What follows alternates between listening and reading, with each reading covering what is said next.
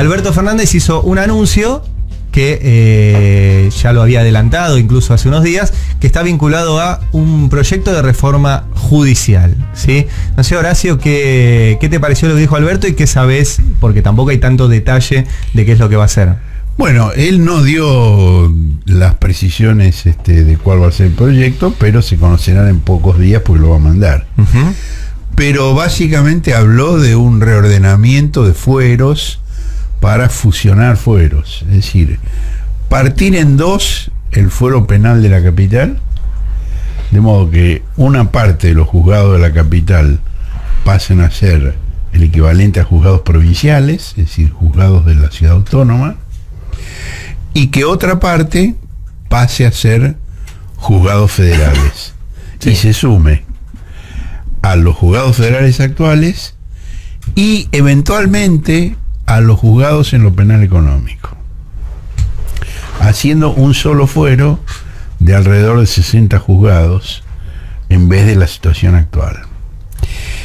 Y el otro ordenamiento sería la fusión del fuero contencioso administrativo federal con el fuero civil y comercial federal. Uh-huh. Mejor conocido como fuero Clarín y comercial. Sí. Por su rol descollante en la defensa del Grupo Clarín ante la ley audiovisual del año 9. Bueno, esto procura reducir el poder extorsivo de los jueces de Comodoro Pi. Y Alberto planteó que no se designen más jueces amigos. Pero ese es el problema. Digo, los jueces que hicieron los desastres que hicieron en los últimos 5 o 6 años, ¿eran jueces amigos? ¿Amigos de quién? Claro, ¿amigos de quién? ¿Amigos de quién? Digo, ¿el doctor Glock era amigo de quién?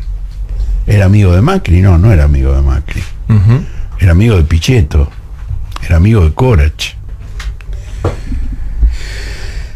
Es decir, que teóricamente, terminado el gobierno que lo designó, que fue el de Menem y Corach, él debería haber actuado en forma independiente. Y quienes lo defienden dicen que actuó en forma independiente.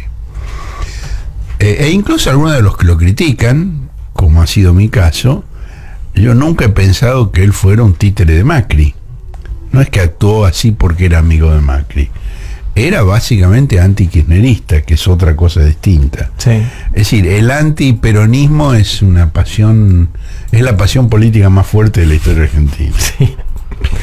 Y es previa al peronismo. Y es previa al peronismo, efectivamente. Entonces, otras cosas que plantea Alberto es lo de los sorteos amañados. Bueno, ahora, que la cantidad de causas que fue al juzgado doctor Glock fueran al doctor Glock desde un punto de vista de la probabilidad matemática, Adrián Paenza demostró que era de 1 en 2.000 millones, o en 1.000 millones, no me acuerdo el detalle exacto. Sí, era imposible. Bueno, si van a ser 60 juzgados en vez de 12, la probabilidad va a ser 1 en 10.000 millones, pero bueno, van a poder seguir haciéndolo. Claro. No es que lo hicieron porque la probabilidad era baja, porque la probabilidad era alta, era bajísima y lo hicieron igual. Me parece que hay un problema de diagnóstico allí. Por otro lado, el tema de la corrupción, que es evidente en el caso del fuero federal penal, no es menor en el fuero de instrucción ordinario, no es menor, sino que diría que es mayor en contencioso administrativo, en civil y comercial, no sé si en penal ordinario, pero sí en penal económico, sí. Seguro que sí. Es famoso eso, ¿no? Entonces yo no sé si hay un diagnóstico ajustado allí, o una idea un poco mágica, ¿no? De que ¿este es el viejo plan de Vélez o es una remake del plan de Vélez del 2004? Es una remake del viejo plan de Vélez del 2004, época en la cual el problema era mucho menos grave que ahora, y además digamos, esto va a motivar una resistencia muy grande que no sé si justifica para lo que el proyecto daría en caso de que se aprobara. Es decir, esto va hacia una posición de guerra de la justicia contra el gobierno. Va a haber medidas cautelares, va a haber declaraciones de inconstitucionalidad. Digamos, entramos en un periodo de conflicto abierto entre el gobierno y la justicia. Y digo, a mí no me parece que esté mal. Digo, como decía un viejo sabio, para hacer una tortilla hay que romper algunos huevos. Pero hay que saber qué huevos hay que romper. Y digo, para mí, en mi opinión personal, el nudo del problema es la Corte Suprema de Justicia de la Nación. Porque todas las barbaridades que se cometieron en la última década no hubieran sido posibles sin la protección de la Corte Suprema de Justicia de la Nación. No dijo nada Alberto del tema ayer, excepto la cuestión del recurso extraordinario. Dijo los recursos extraordinarios, que me parece importante, acá lo hemos planteado otras veces. No puede ser que la Corte Suprema acepte o rechace causas sin fundamentar por qué. Digo, es antirrepublicano esto. La Corte tiene que fundamentar por qué no toma un caso determinado. Y otro tema que Alberto aludió, pero no lo mencionó explícitamente, es el tema de los plazos. Digo, ¿cómo puede ser que la Corte Suprema no tenga plazos? Todos tienen plazos menos la Corte Suprema.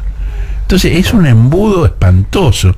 Nosotros, por ejemplo, ayer en el Cohete a la Luna publicamos una nota sobre una catástrofe ambiental en la zona de San Nicolás Ramallo por una fábrica que contamina y que ha muerto un chiquito y hay mucha gente enferma. Y el tema está en la Corte Suprema. Y no lo sé. ¿Por qué? Bueno, porque Lorenzetti estaba en Hawái dando una conferencia sobre medio ambiente.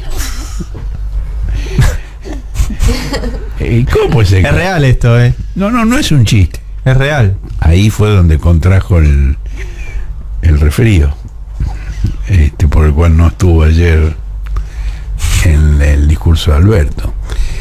La Corte no tiene plazos y además no está obligada a fundamentar por qué rechaza un recurso. Bueno, eso hay que corregirlo. Eso hay que corregirlo. Aparte, bueno, Alberto no mencionó ayer, pero sí lo mencionó la semana anterior, que la Corte tiene un canuto de 40.000 millones de pesos. Sí. Digo, tiene una vida económica propia la Corte. Sí. Lo cual tampoco es razonable. Son cosas. Yo creo que la reforma de la justicia debería empezar por ahí. Por la Corte. Debería empezar por la Corte. Nosotros publicamos también ayer una nota de Julio Mayer, que es uno de los grandes maestros del derecho, donde plantea la necesidad de la ampliación del número de miembros y la división en salas, que Alberto lo pensó, pero como la Constitución dice una Corte Suprema, Alberto temía que esto fuera cuestionado, porque si se divide en salas no es una Corte Suprema, pero en realidad si se divide en salas sigue siendo una Corte Suprema, dividida en salas. Claro. Y Julio Mayer propone un cierto modo de funcionamiento por el cual algunas cosas se decidirían en salas y otras en plenario de la Corte Suprema. Yo creo que sin eso va a ser muy, muy difícil, y recuerdo, como siempre, que las detenciones arbitrarias y o las prisiones políticas, según el gusto de cada uno, no hubieran sido posibles sin el eje Glock, Ercolini, Lijo, Irurzun, Lorenzetti. Digamos, fue el entonces presidente de la Corte Suprema de Justicia quien les dijo: avancen contra Cristina y su gobierno.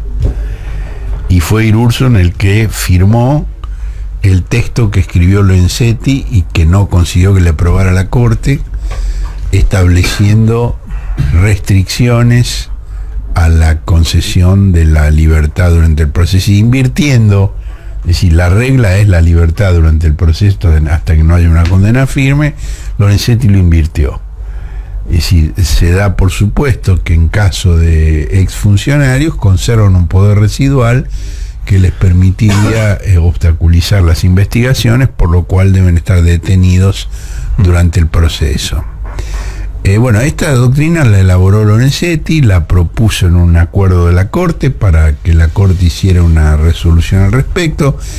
Los otros miembros, que son más tímidos, le dijeron que no, y entonces Lorenzetti se lo dio a Irursun, que Irursun sí lo firmó como una resolución de la, y después el primero que lo aplicó fue Federal. El que mencionaste, que es Lijo.